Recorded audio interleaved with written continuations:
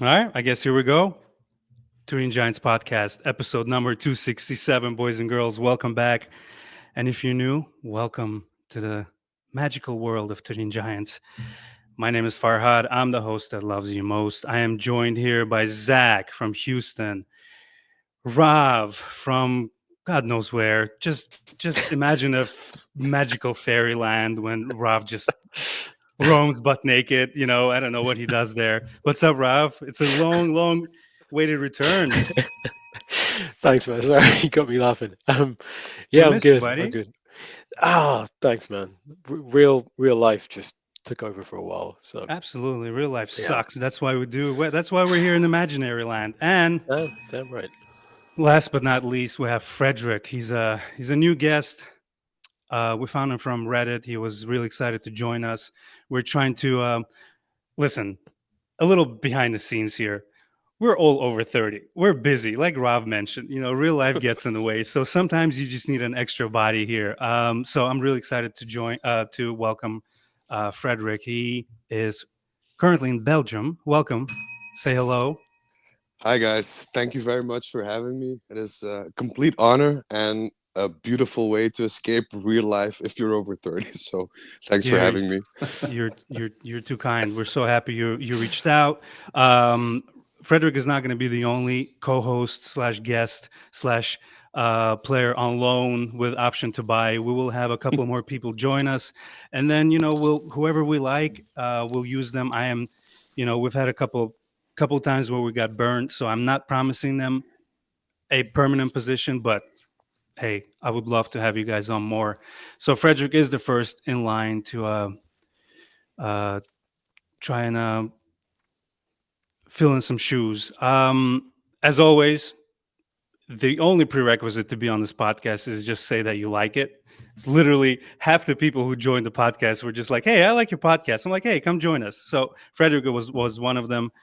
Of course, Alessandro Belpiero is joining us here. Ways to listen to us is all podcasting platforms. Please reach out on Instagram at Turin Giants. And also, I think you can watch this on YouTube. I'm not sure if I pressed the video recording button, but you'll hear the audio anyway. So that takes care of some business. Before we get started, it's a jam packed show, by the way. I got notes for days here. There's stuff maybe we won't get to because there's just so much happening. Even though there's no games, there's still a lot of comments and international uh, performances we might mention. But yeah, before we get started, congratulations to Kevin. He's a second time father. Is that how you say it? Second time? Um, Zach, you're We'll you're go with the that. you're We'll go with that, man. I haven't gotten he, that far yet, but we'll say congratulations to Kevin because that's congrats. awesome, and we're really happy for him.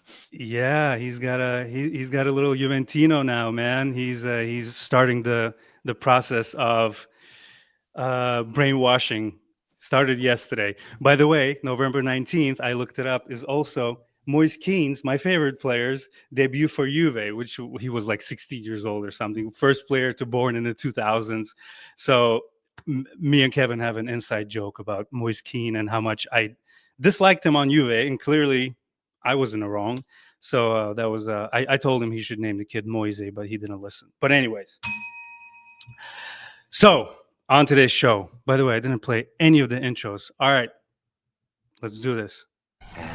Here we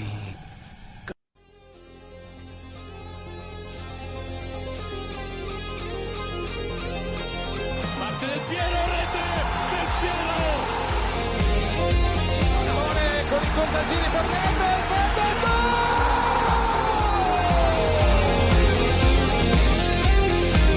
Pirlo, la conclusione in rete! Andrea Pirlo, un gol pazzesco! Del Piero, gol! Alex Del Piero! Palla di Pogacar, Pogba, rete! Un gol incredibile! Pogba fa esplodere lo Juventus Stadium!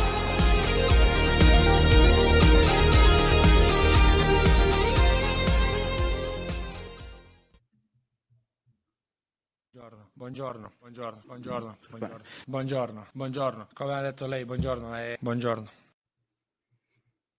Buongiorno indeed. And quite a segue because I think we're going to begin with Vlahovic and all the stuff that's surrounding him nowadays.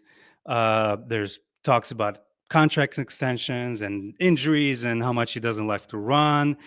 So let's get into it. I know Frederick had some Vlahovic thoughts, and it seems like every episode we have Vlahovic thoughts. Sometimes negative, most of the time. But And not always. Come on, he's had some good performances. He's scored some good goals and so forth. So let's not clown too much on Dusan just yet. Just yet. Yeah, who wants to take this one over? I know I'll be referencing. Why don't I start with an article? A couple of days ago, there was interview given where he said basically the buzz phrase from that came out as, "I can't run that much." Amen, brother. I try. I was late dropping off my kid, and we had to run. Man, I feel you, Dusan. So, anyways, Juventus striker Dusan Vlahovic has made headlines once again. This time with comments that seem to be directed at the club coach Thiago Motta. Despite not scoring in Serbia's recent 1-1 draw against Switzerland in the Nations League, Vlahovic post-match interview has sparked discussion. So basically, as you know, the whole thing, he was mentioning that. Comments about the game itself, but then he went on to say, I like playing with another striker behind me. I feel good, but it also depends on the coach. It's certainly a bit easier because Mitrovic is a strong player who plays a lot with his back to goal and in aerial duels, and I can exploit my qualities. Vlahovic then made a pointed remark that seemed aimed at the club situation. Also, Coach Stojkovic hasn't obliged me to do many defensive tasks, and for a player like me with my build, honestly, I can't run that much. Wah, wah. Who wants to discuss this? I'll Frederick. yeah, if you don't mind me. Let's start your charge. Turin Giants career, buddy. Thanks. A bit nervous right now. Damn. No, You should be. I'm I'm a Vlahovic supporter first and foremost. I'm a Juve supporter first and foremost, but I can see Vlahovic's qualities. However, and this is the big however, lately I feel like he's been struggling with himself a lot, and basically only has himself to blame. And let me expand on that. I think with Allegri last season, I know that Allegri is a bit of a forbidden word at the moment, but you could see that the quality of play that Allegri brought wasn't good enough to, well, basically upgrade Vlahovic as a main striker or as a quality striker. And people thought that, under Motta it would change. It hasn't, to be honest. And it has gotten to the point that with the things that Vlahovic is saying, the way he acts, and also his contract situation, well, let's just say that I have a strong feeling that this might very well be his last season at Juventus. And I know this is a bit of a bombshell, but Okay. let's just say I'm pretty confident. We got the scoop. Yeah. I thought about it. I thought about that. That's not that far-fetched, to be honest with you. And we've talked about it on the podcast as well. Is with the wages he's on, at the end of the year, he's going to be in a situation similar to what we saw with Chiesa and McKennie. The difference is he's already on astronomical wages, right? With 1 year left to go, he would It's have just to not worth it. He would have to agree to a giant pay cut. I don't know if he would.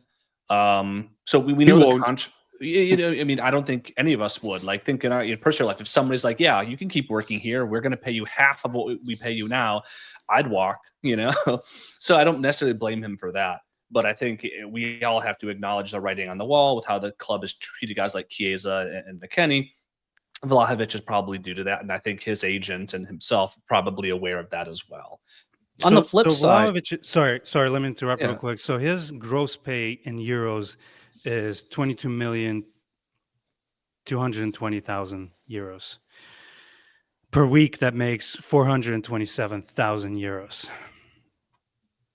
I don't think anyone. It's always difficult because when you speak as a fan, you're always kind of like, you know what, I would cut my. Well, some people would say, I'd cut my salary and blah blah blah. But I think with him, like Frederick was saying, like last season we kind of had like extenuating circumstances. There are certain things we could say, you know what, this didn't work in his favor and this didn't work in his favor. This season, so much of what seems to have been going wrong for him is down to him, like his finishing at times. And I'm not getting on his back. I'm not like, I don't want to be, I'm not bashing him or anything like that. But there have definitely been games when he has just been really pedestrian, or he's been kind of anonymous, or he's had 5 or 6 chances and he's missed every single one. And that is not the system. That's not the coach. That's not the teammates. There's nowhere to hide for him at this point. This is completely down to him.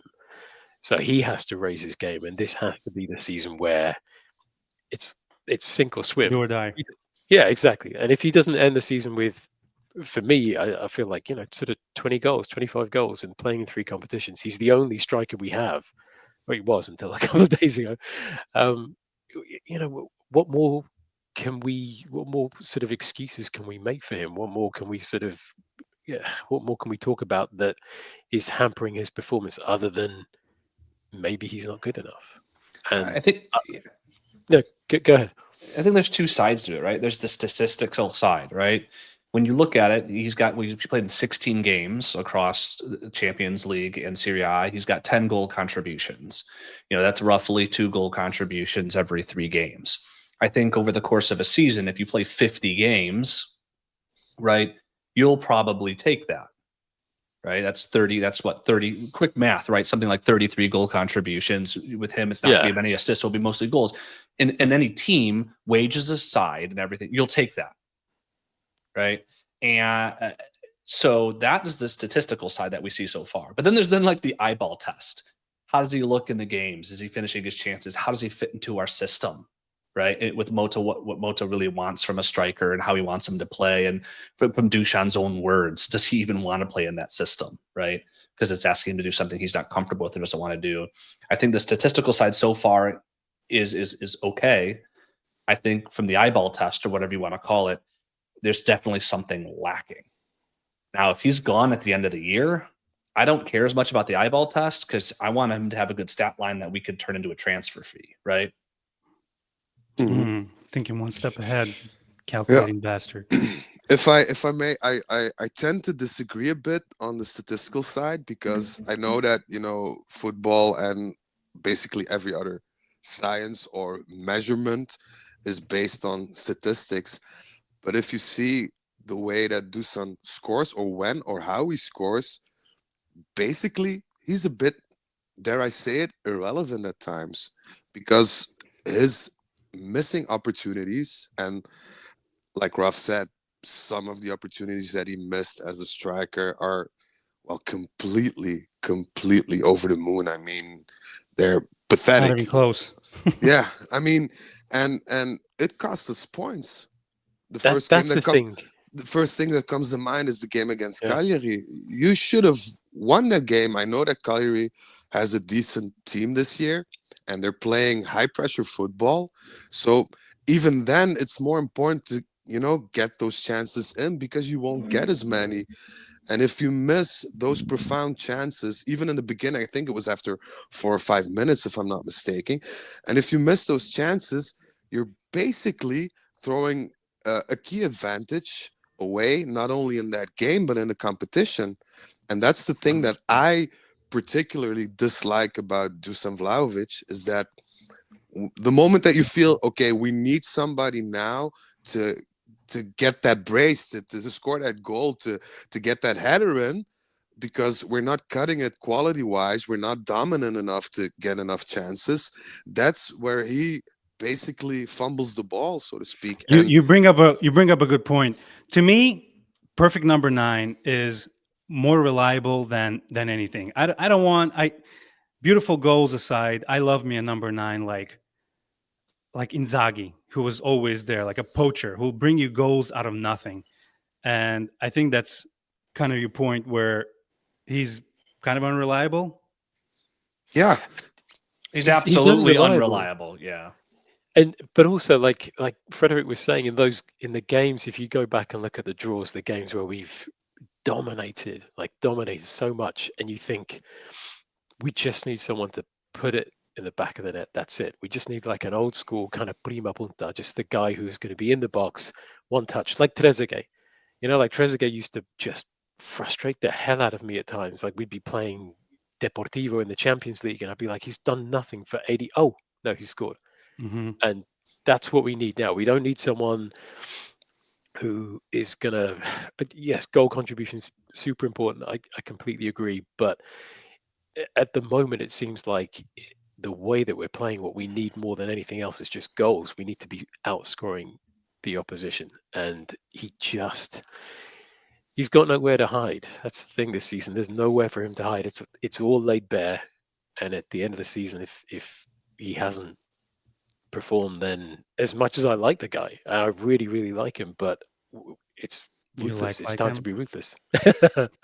I don't like him. I like yeah, Well, it's time well, to be ruthless. Well, there's a lot of Twitter questions, and thank you everyone for our um, usual listeners. I thank you all so much for submitting your questions. Let's do a question from Rami. He sent 4. I don't think we're gonna get to all 4 of them, but I appreciate it anyway. So let's see. Dusan I'm just gonna read it verbatim. Dusan out. So who'd you pick to play in his place? I'm guessing he means current players, because we can also talk about transfers we can bring in. So he's saying Yildiz, Coop, or Vea. And I think we got a small glimpse of that answer. Well, today or a couple of days ago, where Vea was tried as a striker in training and he scored 2 goals. Shout outs to Kevin for giving us that information over the WhatsApp thread. What do you guys think? Without dipping into the pool of other players from other teams, who'd you pick to help him out? I don't know if they'll bench him. That's kind of. I won't go into too much detail. I'll just say really quickly, I think Weah, just because the other options don't sort of weigh up too well for me. I feel like Weah is just he can play that role, and he's quick and he's pacey, and he can probably hold up the ball a little bit and cause defenders a few problems. And that's my really basic reading. And I think Yildiz is better on the flank. So yeah, I would say Tim. It seems like the writing's on the wall for Weah to play that position based on how they're set up in practice. But I want to kind of take the opposite angle from Rav. And this is because Weah has certain characteristics as a striker. He's going to play more so like what you guys were just talking about, more of a poacher. He'll play on the last defender. He'll use his quickness. He'll find space, like the goals he's been scoring in the box to try to get some good tap-ins. But I think Yildiz actually fits the play style of Mota a little bit better. He'll drop into the midfield. He'll help the build-up play. He's a more physical specimen. He's stronger. He's got very good off-the-ball movement. And as much as you might not see him taking on as many people like you would on the flank, playing in the middle of the pitch, I think his touch and his off-the-ball movement would enable him to say, work with a guy like Weah if you put him on the left wing, or Conceição on the right wing, to build the ball up and then converge on the box as a unit, which Mota seems to prefer, and certainly his team at times this year, and certainly Bologna last year have done. Sorry, just really quickly, do you think that he needs more time on the ball, though, Zach? Do you feel like, because sometimes I look at him, I feel like he wants to sort of run into space, and I don't know how much he can work in like a tight space with players around him. Can he take one touch and take a shot? Or I don't know. I don't know if you agree or disagree. I absolutely do. And then I think part of it is the comparison, right? We've talked about where, Dušan's contribution to a team, certainly in the build-up play, is non-existent. I don't know if I said on the podcast, but I mentally think of him in many games as a passenger, where we're playing 10v11 sometimes. Putting Yildiz there to have an actual involved body, one, is a huge jump up already. And then you have his technical ability and touch, which I firmly believe will enable him to work at small, play back to goal, one touches to either distribute out wide, something that we just have completely lacked. I think that, a player that I think he would function as in the number 9 would be someone like a Murata. Tall, physical, good on the ball, makes intelligent runs. And that is definitely a different profile from Weah. But I would love to see Yildiz in that 9 to help facilitate the build-up play and you maybe choke out a team like Milan, who are going to play this weekend, as opposed to Weah, who will rely on other people delivering him that perfect cross or that perfect through ball. Before we move on too much from Vlahovic, I want to bring up one last point. Michael, who was on the podcast with you, Zach, and Kevin, who filled in while I was gone, one of our podcast friends. So Michael's asking over Instagram, does Juventus need to support Vlahovic more so he can focus on bagging goals, or should he be quiet and start burying his chances? He kind of predicted what we're going to talk about here. Let's go back to Frederick. What do you think? Yeah, and if I also may give my opinion about the previous question, I think Mota, or I would go with Tim. I would go with Weah as a striker, but I think Mota will play without a striker. I think in the game against Milan, he'll play Tim up front, but not as a striker. I think he'll play with 2 number 9s. I think he'll alternate Yildiz with Weah. So not as a basic standard center forward, but more as a number 10. I think if Mota can sign right now for a tie against Milan, I think he'd sign the paper twice just to be sure. I don't think I gave proper shout outs to Rav's website, which is what we reference, footitalia.com. Please make that if you're a Juve fan, if you're a fan of culture, make it your daily read, because it's a chock full of interesting articles and interviews. And if you're a writer, Rav puts in that's why he's not on the podcast a lot. He's very busy building the website so he can sell it later. So if you're if you're hey, RIP Juve FC, baby, we're still eating off of that. But if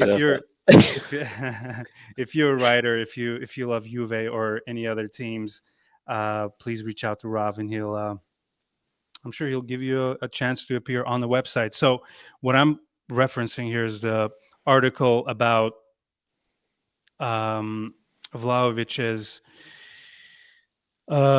injury. So again, shout outs to one of our Juve Chicago members, Don. He as he calls it, he was on a soapbox on our WhatsApp thread, yelling how all of these international games they're ruining our players, and Cabal is obviously out for the season, and now literally when he wrote about Cabal, a few minutes later there was news about Vlahovic. So I'm going to reference the article here. The official statement from Juventus revealed that diagnostic tests conducted on November 19th have ruled out any lesions, which is good. However, the club announced that Vlahovic's condition will be monitored daily, suggesting a cautious approach to his recovery. So he will miss the Milan game, right, Rav? Yeah, I think that and the Aston Villa game are pretty much a foregone conclusion. I think, and then it's just no, God, please, no. You guys will play better than if he was on the field. It'll be actually interesting to see how the team plays without him, isn't it? I was going to say that the really interesting thing to see is like if like Frederick was saying, if we play like almost like a false nine, or if we play some kind of system that doesn't have like a reference point, that's going to be interesting. That's going to be Bugatti back in score. We desperately need Koopmeiners. We need Koopmeiners to basically be that bridge between midfield and attack. We need him to be on point, and we need him basically to do pretty much everything.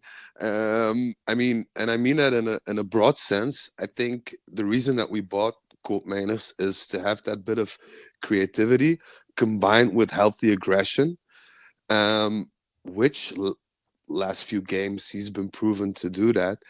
But I think we might expect and demand more from him the coming 2 games, because we're really gonna need him. And I don't mean to be a negative Nancy, but if you look at injuries, contract extensions, rumors, all these things surrounding Juventus as a team and as a squad, basically, it's not looking good. So somebody at this point needs to stand up, take responsibility, and put the team on his back.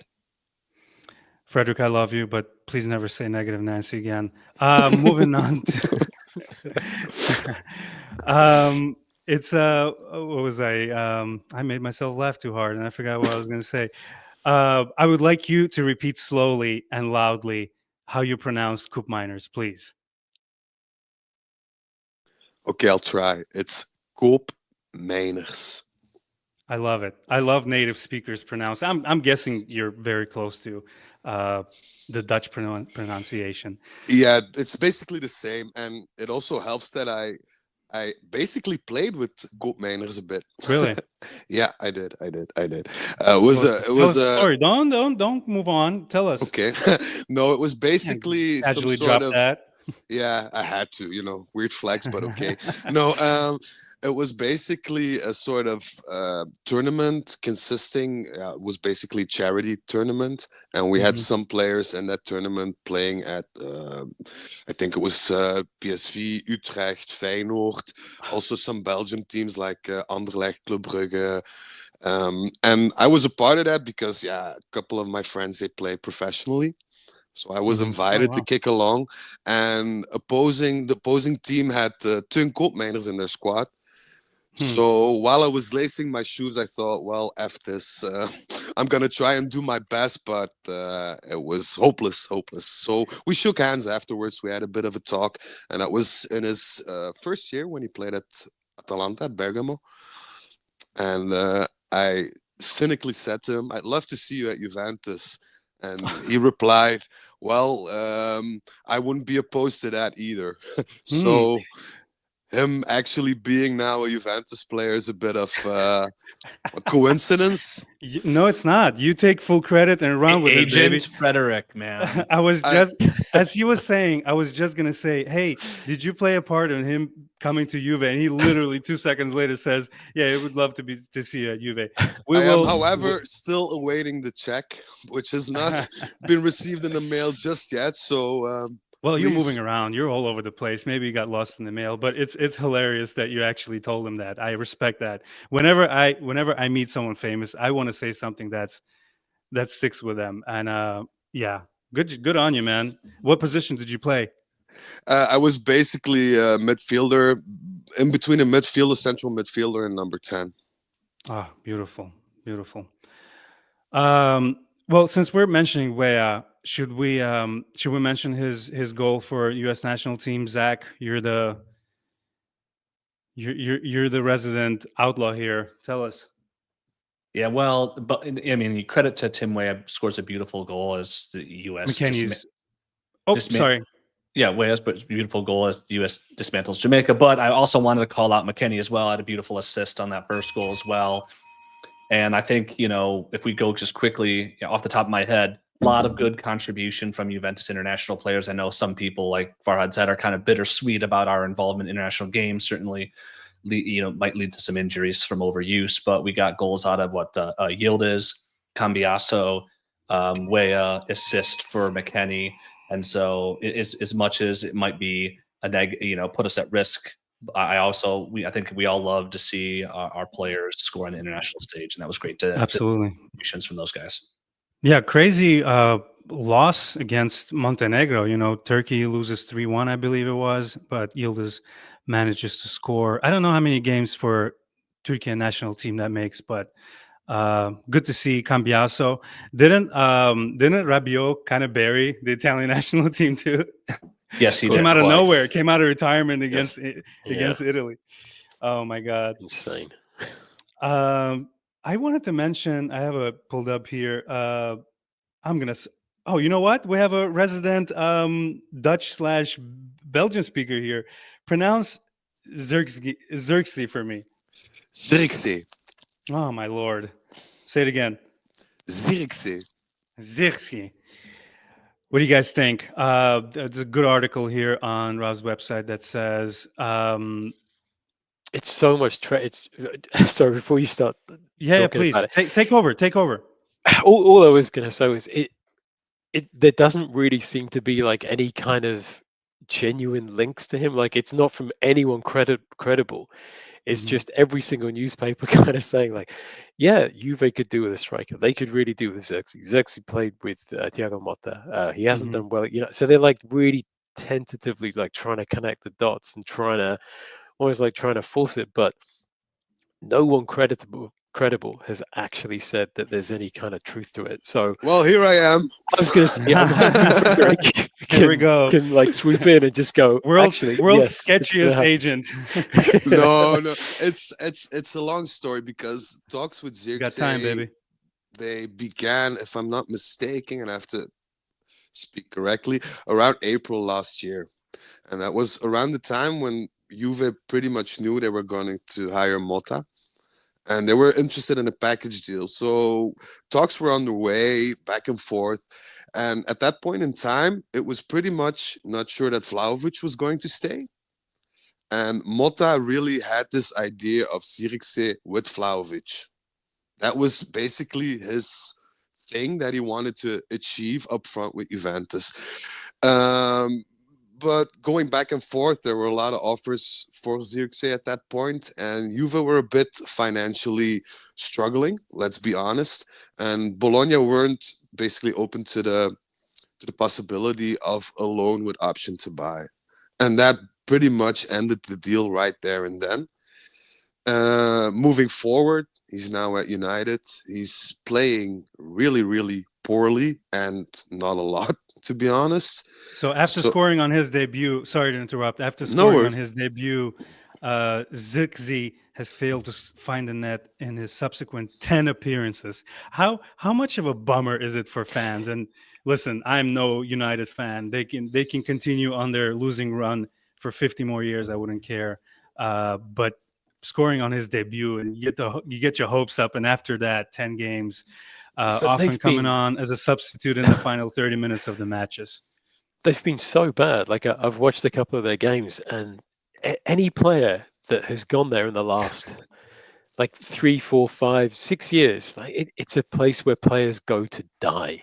Like De Ligt is there now, and he has been. Look at Ericsson.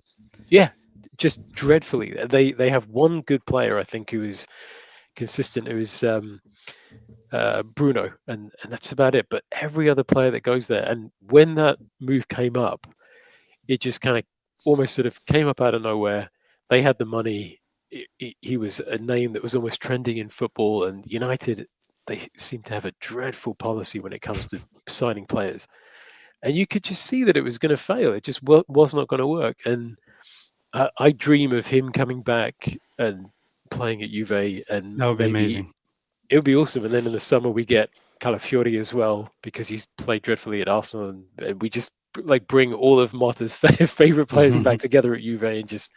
What a shock! What a shock! Serie A Yeah. players didn't work out in Premier League, Yeah, but what a it's surprise. kind of madness. 42.5 million euro investment in the player that cannot be easily written off, presenting a complex situation for the English club. You wrote this article? Yeah. Nice. It's I think Rob, you're a good writer, man. No, I'm really not. It's all crap. To be His honest, but- OnlyFans is better. Oh, thanks, man. You're the only subscriber, so I love that. Who are you kidding? Rob is so private. Like people haven't seen his face who've been friends with him for years and years. So Yeah, I this don't is know true. about But anyways, so the super agent, whose first name is Kia, which I love. Kia. He could play a crucial role in facilitating Zirkzee. His move. I'm still tripping up over his name, but his agent has a strong relationship with Juventus' Cristiano Gintoli, and it's seen as a key factor. So I'm kind of excited. But I was gonna say, when it's do you really see tentative. when do you see a loan of a player who was just bought like a couple months later? I think one of our questions, Farhad, was about like Douglas Luiz, and even if it's the best thing for the player, I think teams just you don't see it, right? I mean, maybe next That's actually year. a good segue. Let's talk about Douglas Luiz a little bit. Rob, tell us anything. Man. You know what? I watched him last season. Didn't his girlfriend score more goals than him so far? Pretty much, and she's probably better on the pitch and off the pitch than him. But bring her in.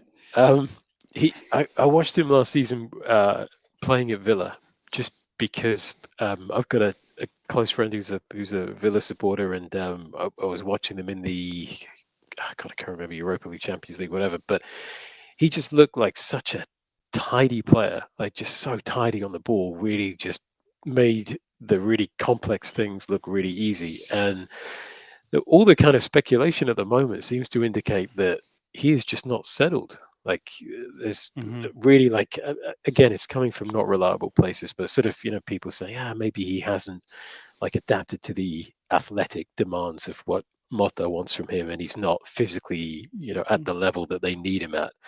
I don't think it's time to sort of write him off or send him off on loan or anything like that. I think we need him, but we need the Thiago, the player that we had that I was watching last season, the player that Juve wanted to buy. I think they took quite a big gamble on him, and he will come good. I'm convinced he'll come good. Maybe that's it. Maybe he's just, coming from. We were just talking about Serie A players going to England. He moved from England to Italy. Maybe it's just a lot for him. I don't know. It takes time to adapt. Trust, but he had a really bad start, and that I know firsthand. He had a really bad start preparation-wise. He was basically one of the players that scored the lowest, because when you start preseason, they kind of measure your fitness or the way your body responds to certain impacts on the field, be it as it may, be it a long run or I don't know, a five-a-side game, just to see how you respond and how your fitness levels, your blood sugar, how everything works. And he was basically one of the last players, so very abysmal scores. Wow. Who do you think? Who do you think was one above the worst to last? What I know for a fact is that peculiarly Cambiaso, Arthur was top, and I can't remember. There was one that basically had my head spinning when I heard it, but I think it was Turin also, who had incredible high scores, or basically within an acceptable margin. But Douglas Lewis was basically a shipwreck. And so now with the new injury, they're trying to give him an alternate preparation schedule. That's what they're doing right now, because he's not at all injured anymore. It's not a serious injury, but they're trying to ease him. They're trying to ease him into a bit of, well, how can I put it? A bit of a form that is basically acceptable within these standards, because he wasn't at all acceptable form-wise. I think Gattuso knows best. Sometimes maybe good, sometimes maybe shit. That's what I think about Douglas Luiz. Wise words. But however, he's not happy. That's also true, because he had a fallout with Thiago Motta about his playing minutes. I think the game, I can't remember the game, but everybody was expecting him to start, and eventually started on the bench. And after that game, I think he was subbed at, I don't know, the 85th minute or something like that. He had a fallout. Is he still injured from that pre-game warm-up? Was it against Stuttgart? No. Officially, yes. Off the record, no. That's what I read today. They were saying that it's like a mystery because he's been out for so long, and the official line is that he's injured. But it's herpes. No. Every player, you and herpes, man. What is this? It's just, I don't know. What do you want me to do? It's the I saw the chart. Allegedly, it's still like really sketchy. They're sort of saying it's injury, but they. I don't think it is. I think it could be something. To go back to your question, we never actually read the question. One of the Twitter questions, Farhad, was asking of what we should do with Douglas Luiz. Should we try to sell him or loan him out in January? Love it. And because you invested as much money as you had in this guy, he's on a 5-year contract. I have no problem with them, as Frederick said, working with whether it be his fitness or his strength or whatever it is, to make sure that he can play on regularly for us in the future. If that takes a little bit longer to make sure he's prepared physically and mentally, that's okay, because over a 5-year contract, that'll pay itself off. We don't need that today. I think if we're still having this conversation at the end of the season, then we're going to have a serious talk about whether we loan him out to a team where he can, flourish. or not. But I think, like we said with Xerxes, it's very uncommon for a team to bail on a player that they just bought for a lot of money 6 months into their contract or into joining a team. I just feel like I don't want it to be another, like every time we sign a Brazilian midfielder, and it's like everyone's comes together, another Brazilian and I was like, I was okay. just gonna say that. I just didn't want to sound like an asshole, but it's something about Brazilians at Juve, Yeah. man. I just want him to be the guy. I want him to be the one out of all of them that just kind of works out, and everyone's like, you know what, we were wrong, and he's Who's the great greatest player. Brazilian to play for Juve, and why is it Hernanes? Tell me. Jesus! Oh my god! Oh my god! He has Oh my a winery business, and Yeah. he's got a weird upside down mustache. I don't know why it's growing on under his lip, but yeah, he's got he made a life bless in him. Italy. He loves it, man. The I winery always liked business. The winery business explains why he looked drunk every time he played. So I'm very relieved to hear that he has that business now. So Oh, bless him. But yeah, but seriously, who's the greatest Brazilian to play for Juve? You guys think? Emerson, hands down. Yeah, it's hard to top Emerson just because of the consistency and just that particular time in that period. Yeah. Yeah. Goodness, who else? He was a rock. He was a rock. There's no greater Brazilian, Juve-wise, that I can think of that had such an impact, presence, and like Ralph said, the consistency.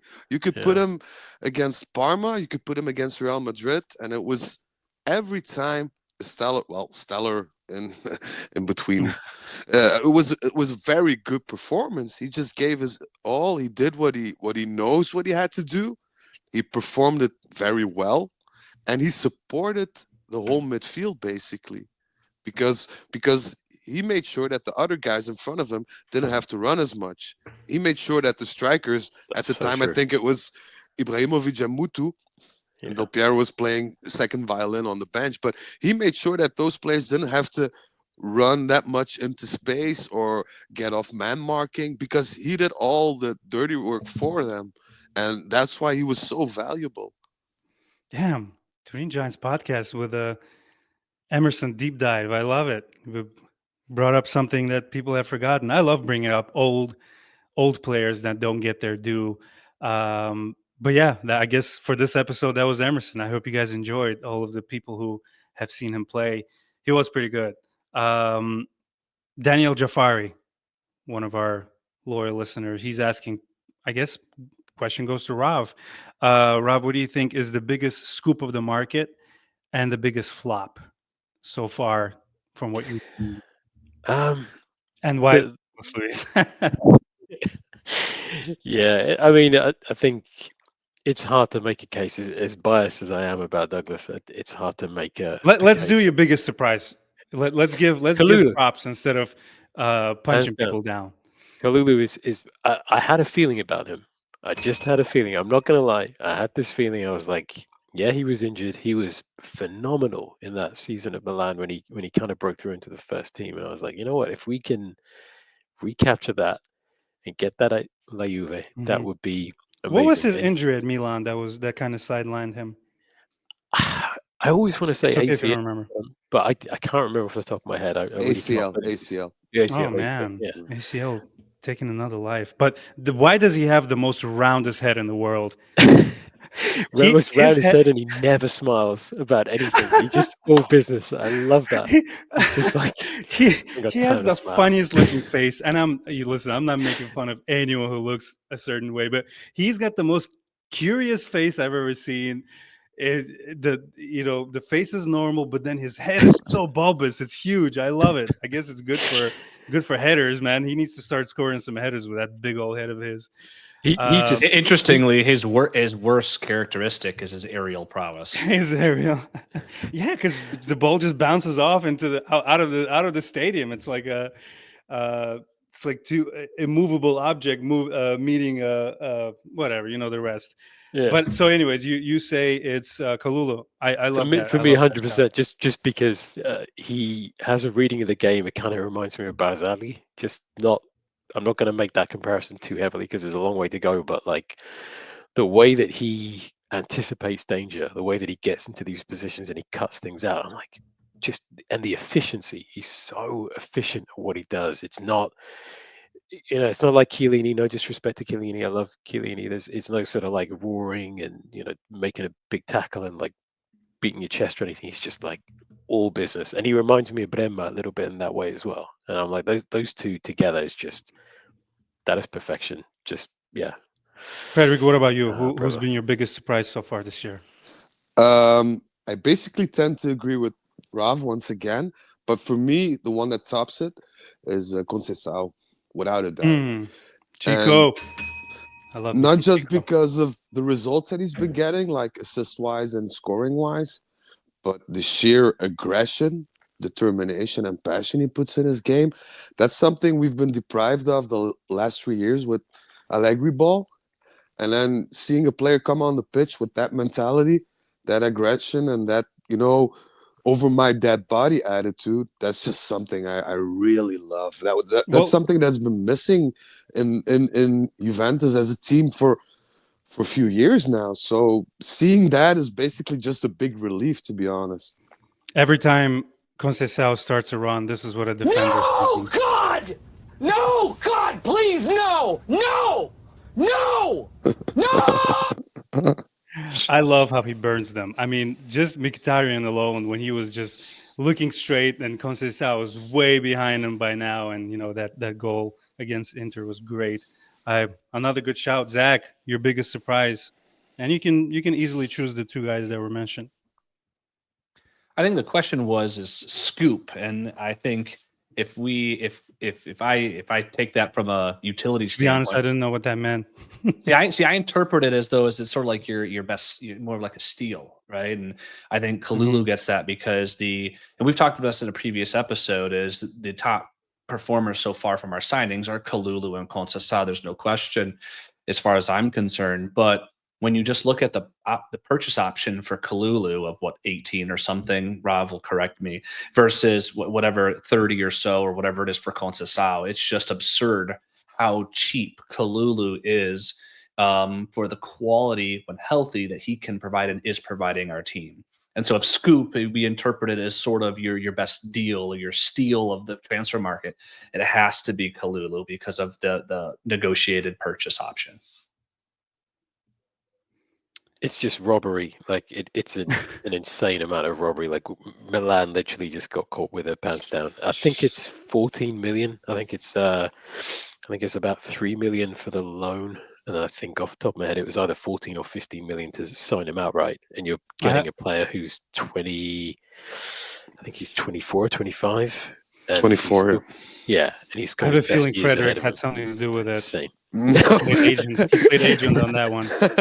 I just want to add, we had a good deal on Kalulu, that's true, but we overpaid the hell out of some players we attracted this summer. So that's basically pretty much. Well, this is the time where, sorry to interrupt, this is a time where you can start seeing your return on investments or someone that panned out better than you thought. And so funny, Kalulu, first game, wasn't he really, really good? And we thought, oh my God, what a steal. I think Kalulu reached that status of, hey, that guy was a steal after like first two games. We realized what a great player he was. And, a lot of people knew about him from Milan, but he was a pleasant surprise for the rest. I have a question from Locatelli, not the actual guy, but Lock. It's for you, Rav. I don't know.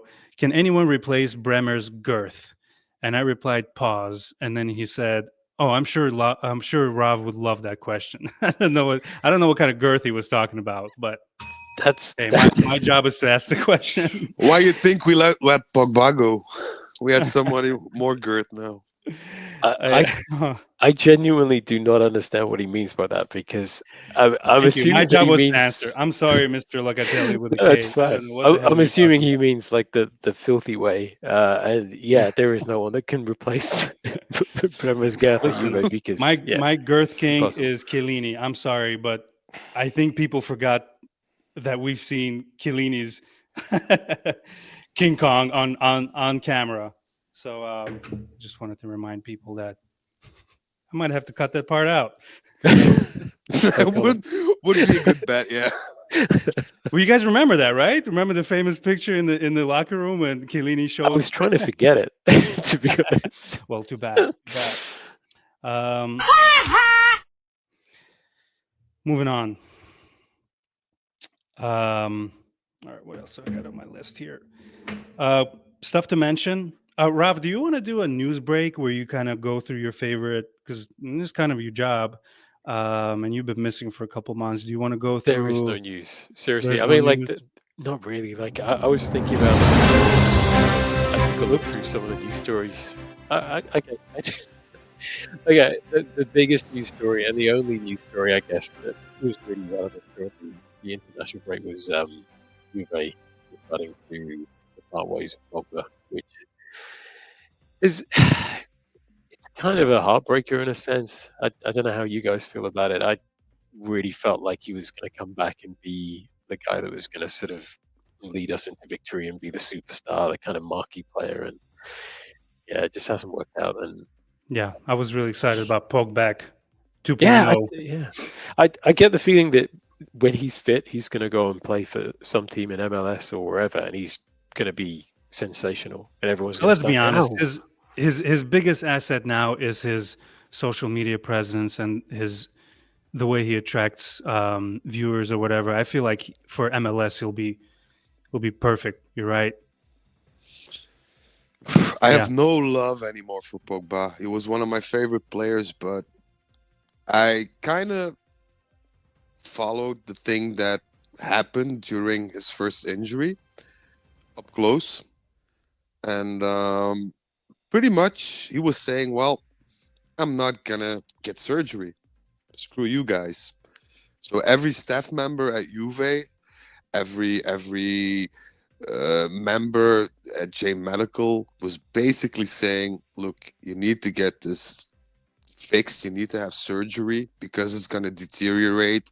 There's no certainty that it's going to heal by itself. And he pretty much said, well, I'm not going to do it. And, you know, coming from a player with that kind of background and history at Juve, that price tag, that Mhm. salary, I find that a bit of a disrespectful attitude towards the club. So yeah, I mean, for me, I mean it's hard to say, but good riddance. you know what? I completely agree with that side of it, like the financial side of it and all that, which is completely valid, and I'm inclined to agree. But I always have that kind of nostalgia because he came to Juve as a kid, and we kind of turned him into something. And I always hope that the thing that we turned him into, which didn't work out at United, we would get that back, and he would kind of fulfill and build on that. So I always had that little bit of a soft spot for him because he came, he took a chance, and he just lit everything up at Juve. And I was hoping we get that back, and we didn't. But you know, good luck to him in the future. I don't have any real resentment towards it. Huge bummer. I love, and I know Zach wants to say something also, but man, Pogba's highlights, you can just sit back and enjoy his run at Juve. Not so much the second time around, but which was like one. I remember one leap into the air where he saved the ball, and it was pretty cool where he was back and that number 10, man. Anyways, Zach, your thoughts on Pogba before we say goodbye to him forever? Yeah, I think when he came back, he was something we sorely lacked on Allegri's team. Is with his vision and his passing range, which on his day is world class, we could have really used it. But when it announced that his suspension had been reduced, there's frankly no room for him on this team. And so I thought it was the best thing for Juventus to part ways. And I think, and I'm really happy that he agreed so that he can go and do his MLS thing or his Saudi thing. And we can kind of proceed with the current vision of the team.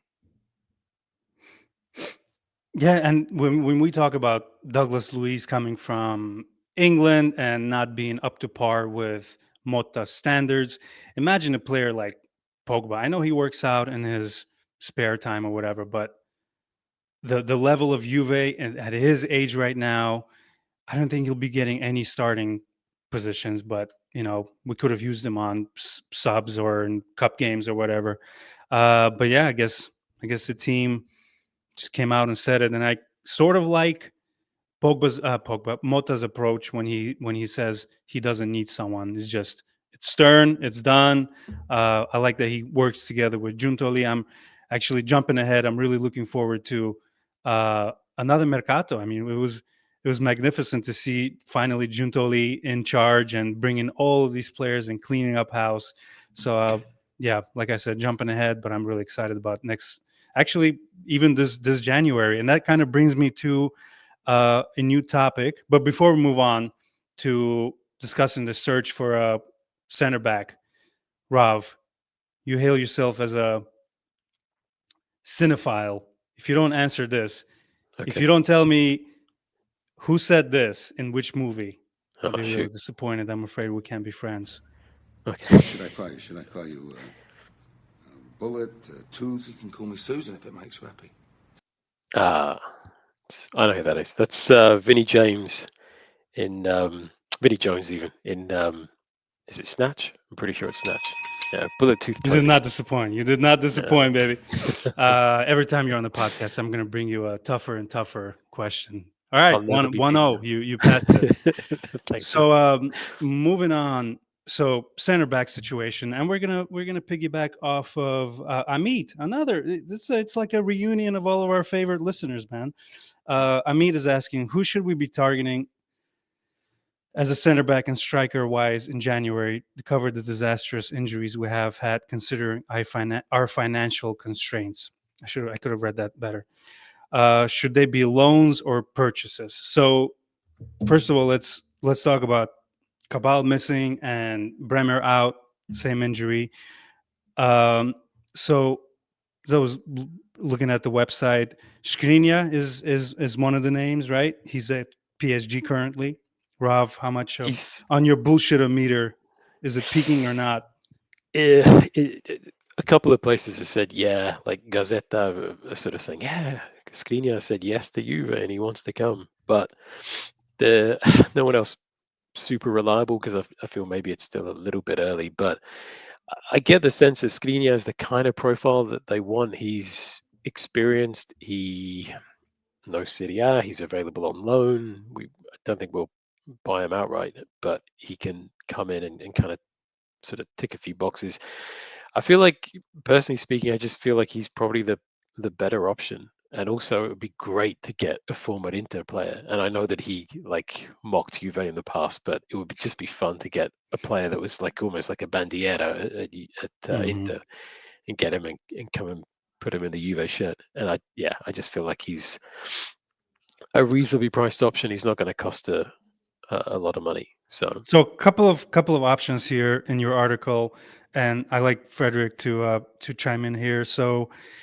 Skriniar is the Slovak defender from PSG. He's only 29 years old, by the way. Another Slovak defender catching Juventus's eye is David Hanko of Feyenoord, as Frederick would say. Wow, what a good pronouncement! Oh, thank you, sir. I was just in Amsterdam last summer, so I caught it quickly. But Radu Dragusin, former Juventus youth product from Tottenham, might be an option, but it's also they just paid 30 million euros for him. Kevin Danso, a versatile Austrian international from Lens. Man, these are tough names. Benoit Baricelli. Thank you, of Chelsea. And Arthur Theate, formerly of Bologna. Interesting. And currently at Eintracht. I believe what do you guys think? I believe the last guy you said is, and I'm not familiar with all of them, but I believe the last guy is left-footed. So that's just something to keep in mind. Yeah, okay. And he's Belgian. Oh, nice. It's Theat, by the way. It's pronounced Theat. Theat, thank you. His ability to play both centrally and on the flank makes him an appealing prospect, though financial considerations remain a factor. So I want to circle back to the question that Amit asked: is, are we buying them outright? Are they loans? I want to refer to someone who's smarter than me, which is everyone on this podcast. So whoever wants to take on this financial question for Amit, please step up to the mic. You're all muted. There's a GIF with the Disney Robin Hood. I don't know if you ever saw the Disney Robin Hood cartoon.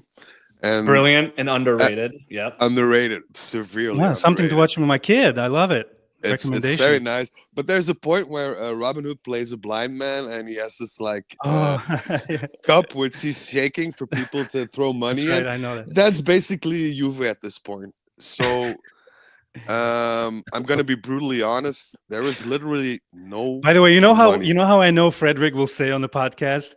He described a GIF on the podcast, which is something that I do, and people look at me like, "Why are you talking in GIFs? It's so weird." any chat, any thread, any WhatsApp thread, I'm like the GIF guy. So I appreciated that throwback. To, Thanks. Blind Robin Hood. But in all seriousness, there is pretty much no money. Basically, sponsor related too. Because the primary plan was to have a main sponsor before the end of the year. That's been pushed back to March, April. So basically, you have no income from a primary sponsor before March and April. Then there's also the fact to factor in, to be honest, that there wasn't much money to begin with.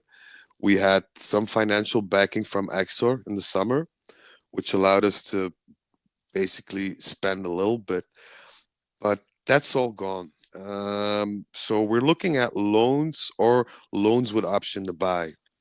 And in that point, considering those factors, I think the most probable names that we can see or expect in January, in my opinion, and from what I heard, are Skriniar, in fact, which is a real name, Kiwior from Arsenal,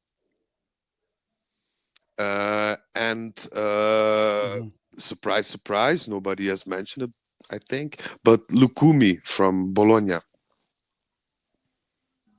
Again, a Bologna player. Yes. And of course, Theat, which was mentioned, I think, as well. Belgian player. Not my favorite player on the list, but carry on. I think is an option as well, because he's not happy at Frankfurt.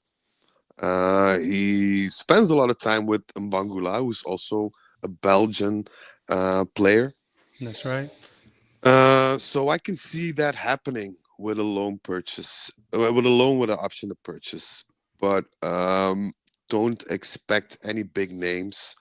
Yeah, I'm sorry to disappoint you, because I know you were looking forward to it to the January transfer window, but well, we do need reinforcements. Like, they will need to do something. It's not just they will. They have to start coming up with names. I mean, it's already November 20th.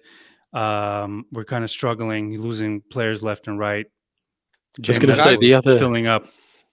The other outside name that has been mentioned is Miley from Empoli.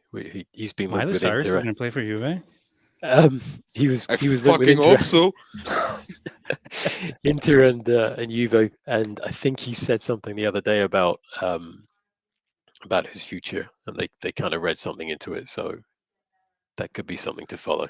Possibly. I can definitely tell you that Draguzin is off. That's not gonna happen. Okay, he's off. That's not gonna happen. No.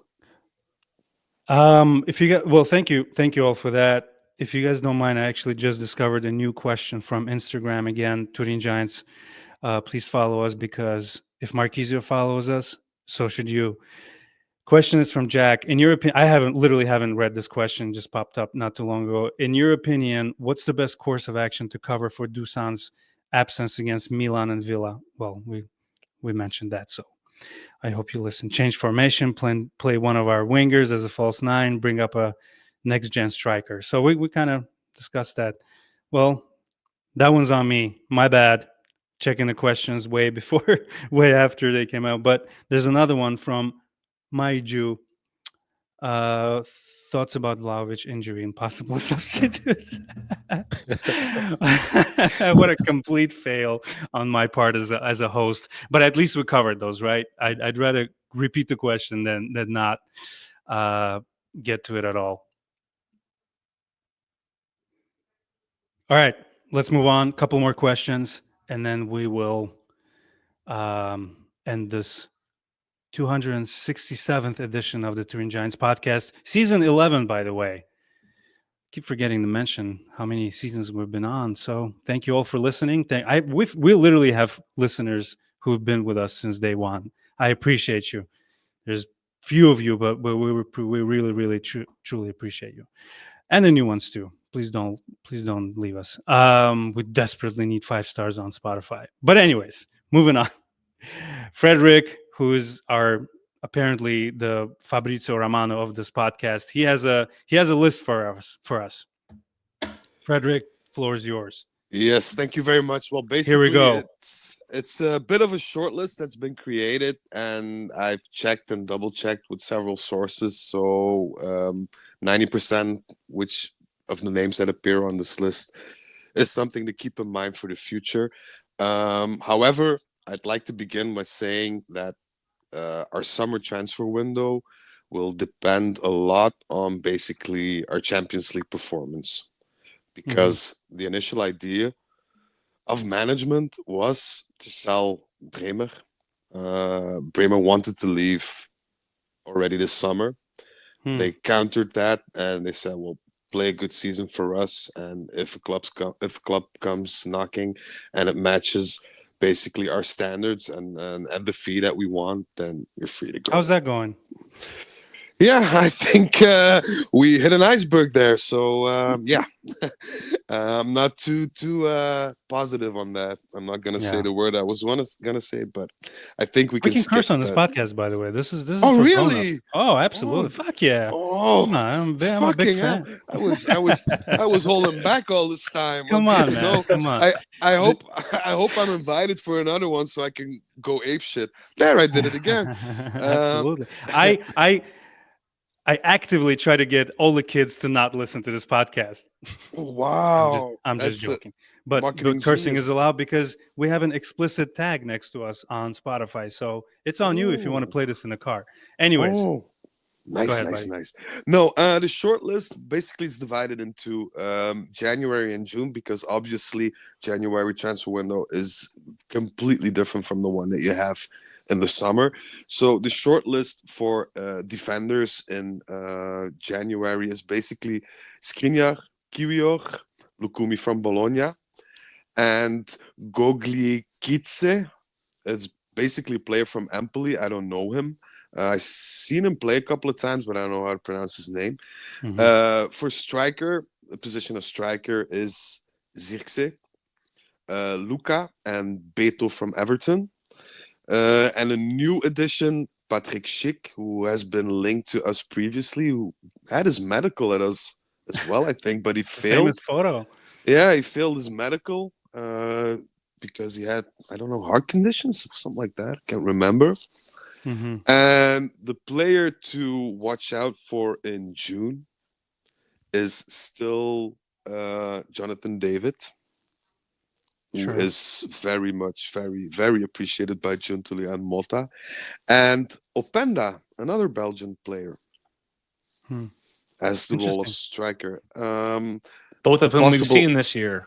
Yes, we witnessed Openda tear us apart in the Champions League. So yeah, I hope we get him. Who's the player in Lille? He kind of looks like Pjanic.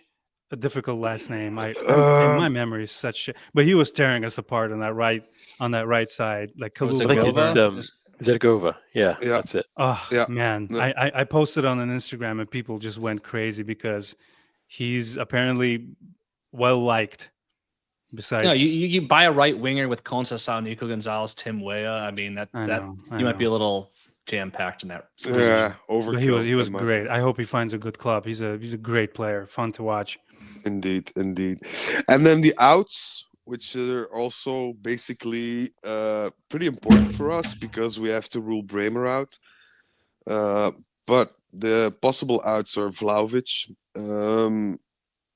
If a club comes and offers 40 million for Vlahovic, be it now in January or in June, he's out. I can't stress that enough. If a club comes and Vlahovic wants to move there, they I can offer see that. 40 million, he is out. Like Juntali would prepare his luggage for him, out, type of out. Well, what do you guys think he's worth? Because 40 million sounds a little low. But based on what he's done and his salary, 40 million with 1 year left of his contract as well, I feel like 40 would probably be. If it's Arsenal, we should bleed them, like really bleed them and get as much as we can because they've wanted him since forever. But I could see him going to Arsenal for something like 40 to 50 million. Mhm. Yeah. The issue with Vlahovic is because they want to extend his contract but spread his salary.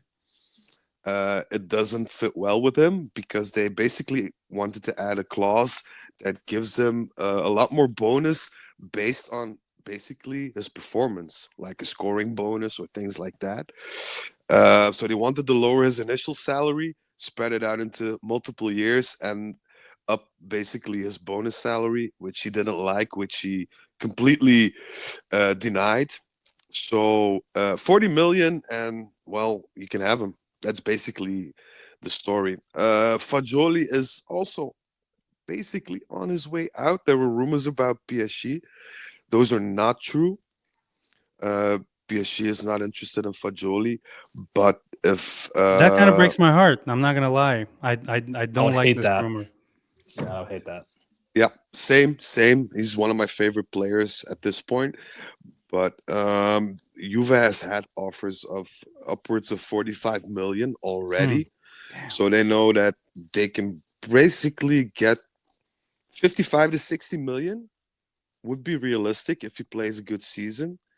And I think if a club comes and offers that amount of money based on the financial situation that we're in, that you're pretty much forced to show him the door, to be honest.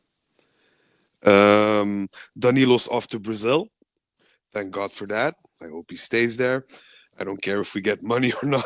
Just put him on a plane and ship him to Brazil, please. And Mbangula, sadly, is going basically to leave us pretty much on loan at first if we get a decent option to buy from another team. If not, I think we'll see him leave in the summer window. That was actually one of the questions. So yeah, I'm glad you brought up Mangula. It's a shame, but there's always players who show promise, and you have to make some money. So sadly, he'll be one of the people who go. Thank you for that, Frederick. Welcome. There's a lot to unpack there. So I think I will post those names on Instagram, because if you want to get in touch with me or have any kind of communication, I'm about ready to leave Twitter. So maybe Instagram is a better option. But yeah, I always love getting replies, and I feel like if I post this possible list, there'll be a lot of engagement, as they say. Thank you for that. I think a way to finish this podcast, and thank you boys so much. This was so entertaining. Zach, what do we got as far as preview for Milan, which is actually, it's not that far. It's in 3 days. Yeah, it's this weekend. Seems like this, this game is important, and we should have brought that up. So let's do it.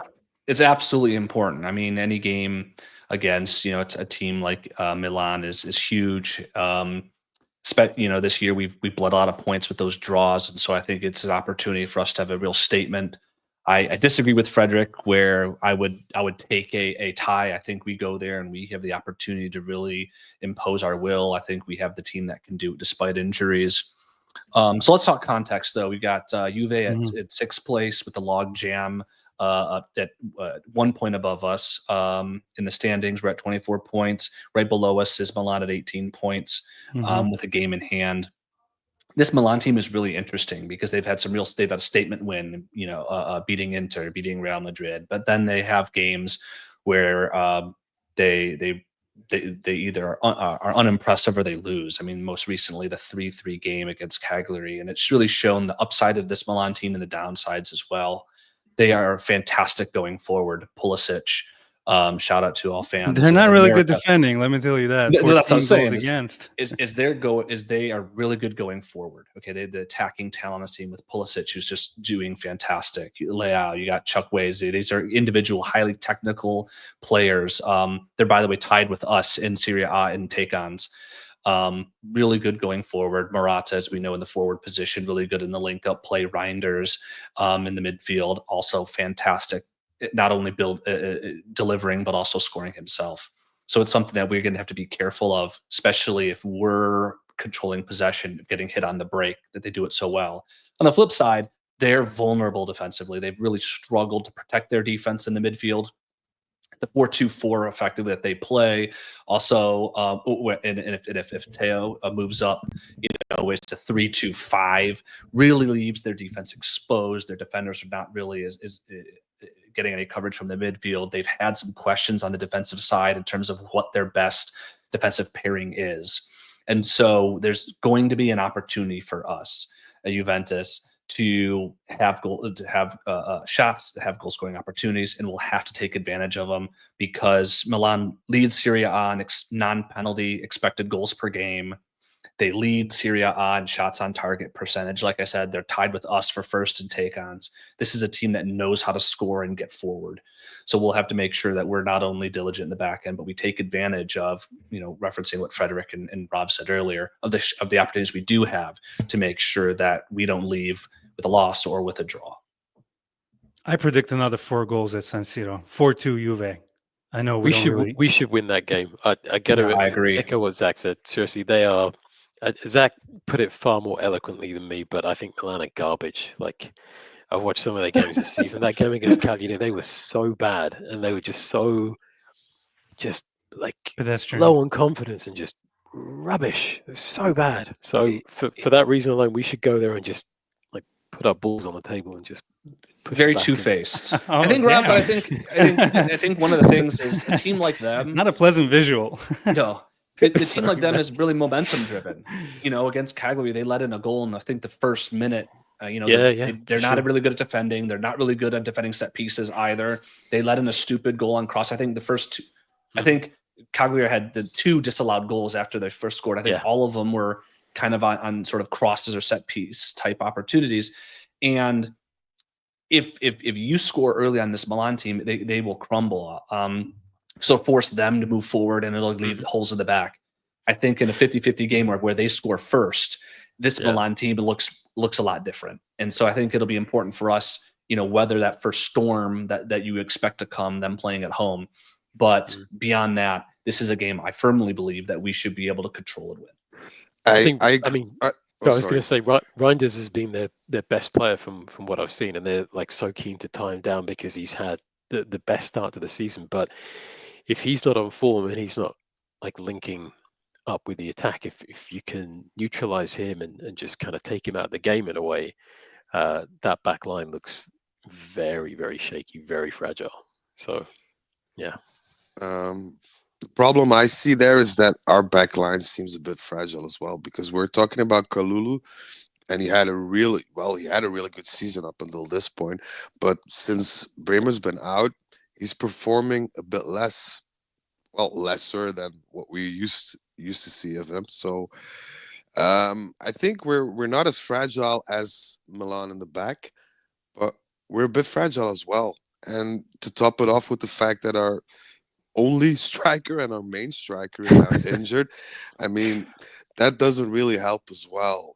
So I think it's going to be a difficult game. I mean, and every game for Juventus this season is going to be difficult because we struggled at games that we dominated, as Rav mentioned earlier in the podcast. So I can't expect this game to go any differently. But I'm convinced that if we put our balls on the table, so to speak, we should a lot of penis talk on this podcast. We should be able to come out on top because if you look at the games Milan has played, they played some horrible football, and I'm surprised that the fans are not revolting yet. But that's due to the fact that they're pretty much positioned above their performances at this point. So everybody's happy, but not happy-ish. So I can see them losing a couple of spots in the table, and I think we'll see some changes then because they're really abysmal.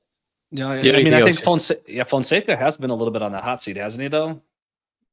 Oh yeah, absolutely. They were talking about changing him like after 5 games, and they were sort of, a lot of the newspapers were saying it's all built up to the Milan derby, it's all built up to the Champions League games. But yeah, he's under pressure a great deal, and that is going to be there until the end of the season. The only thing I was going to add was just I hope that Kalulu just kind of goes there with a point to prove, because sometimes you get that out of players, but I feel like he's so efficient and just so in the zone. He doesn't matter where he plays, former team, Inter, whoever, he's just going to deliver what he needs to deliver. I think, like Frederick said, like he's had a couple of tough games recently, but I think so much of that is down to who's next to him. I think he's trying to do a lot of work for one man, and he's covering for, no disrespect to Danilo, he's been a worthy servant, but trying to cover for him at times, the lack of pace that he's got, it's really sad to see sometimes. It's really Danilo fell painful. off hard. It's Oh, yeah. cringy. It's cringy. I saw him actually play live, and you don't notice it on the TV as well because it's all basically more fluid. But if you see him play live, it hurts the eyes, man. It hurts the eyes. He doesn't have that vision anymore, nor the pace, nor the accuracy. Also, if you see him going into an aerial duel, he basically goes in the duel knowing I'm not gonna win this, like a 2-year-old going into an aerial duel with somebody at age 18. And it's Man, sad if you to ask see. my 2-year-old, Zeno. if you ask my 2-year-old, he thinks he's always going to win. Are you kidding me? That's the attitude, buddy. Yeah, Danilo talk aside, if you look at this game and you say attacking talent, if it's Coop, Weah, Yildiz, Conceição up against theirs of, Pulisic, Murata, Leao, Chukwueze, and you say that's a wash. If you look at the defensive lines, we kind of talked about it, and you say that's a wash, then it's clear that this game is going to be decided by the midfield. And Milan in their 4-2-4 has struggled to protect their defense. Like Rob said, you take Reinders out of the game, then they've really struggled. On the flip side, Locatelli, and we talked about a couple episodes ago, is top 3 in like every defensive category that exists. He has done really good job of protecting and doing dirty work. Talk about dirty work, right? In protecting our team. And I think that's one of the key differences and why I think we can come out of this game, or why we should come out of this game ahead, is when you look at our midfield, whoever you plug in there, say with Locatelli and Coop, I don't care if it's Thuram, McKennie, Fagioli, we have the balance in defensive and offensive there. And depending on how he has Coop play, Maltese Coop play, we should have the numerical advantage there to really control the midfield and help us dictate play, give ourselves the chances. And I'm not really bothered by No Vlahovic. Yes, he's converted some chances, and like I said, kind of defending him, goal contribution 2 of every 3 games. But the guy averages 14 touches a game, 7 completed passes a game. You stick anybody in there. A game without him, to be honest. Yeah, me too. I do not think from a build-up play and what Bono wants to do that there will be a noticeable fall off. This could very well be a blessing in disguise, because if we have to play 2 games without Vlahovic at the least, and if we notice an improvement in the way the team plays or converts chances or looks more solid as a whole, then maybe that's a bit of an eye-opener for Mota too, and seeing, okay, I'm gonna lose Vlahovic anyway, like end of the season max. I might as well prepare my team to play without him and play in a more efficient way than we've done before. So this could be a real blessing in disguise, in my opinion. The flip side to that is it could also light a fire under Duchan's butt to say, hey, he's got to play better, and maybe we get a little bit more contribution out of him and increase his purchase price. But he can't run that much. He told you. It hurts. And he has syphilis. No, oh my God. So the thing about that, and I didn't say this before, but the thing about that is so much of our goal contributions are coming through our midfield and Cambiasso, Yildiz, Conceição. These guys' work rate, especially Yildiz and Cambiaso, from the distance run in Serie A, they're both Cambiaso's top 10 in all of Serie A. These guys are running more than anybody, and they're influencing the game at all phases of play. Not running so much, like, I get it, maybe you're fresher, so you're not as tired for the one chance that you're going to miss. But that is such bullshit. I will never buy that. Also, I'm sorry.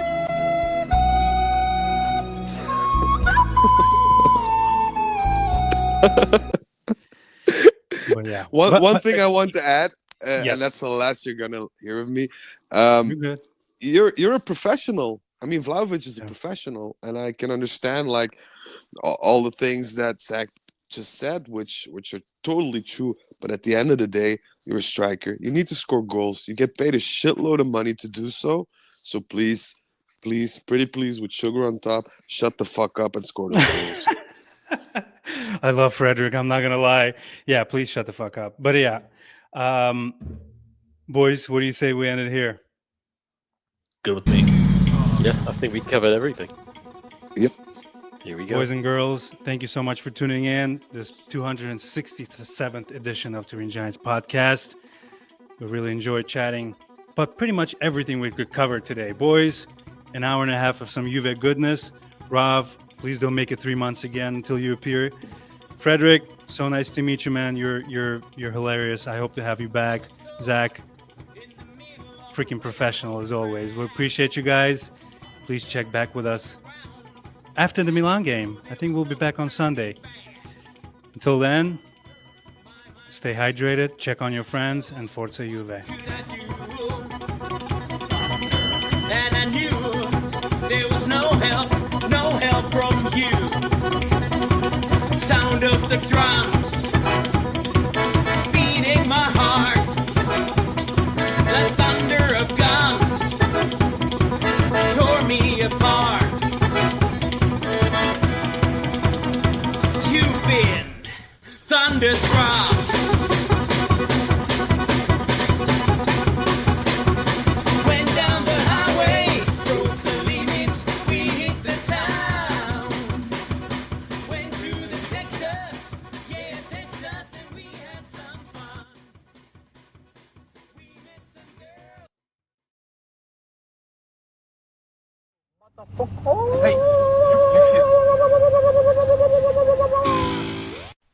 Mission failed. We'll get them next time.